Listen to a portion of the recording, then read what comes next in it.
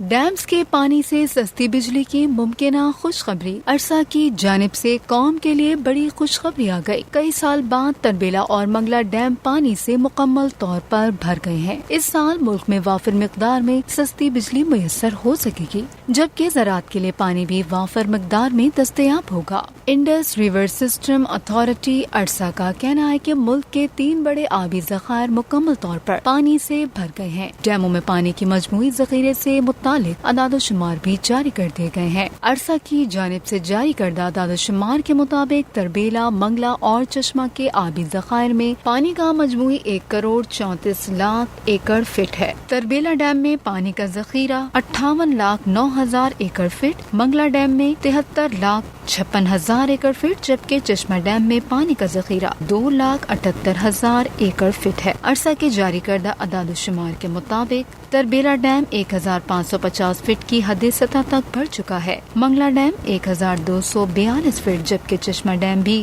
649 fit کی حد سطح تک بڑھ چکا ہے۔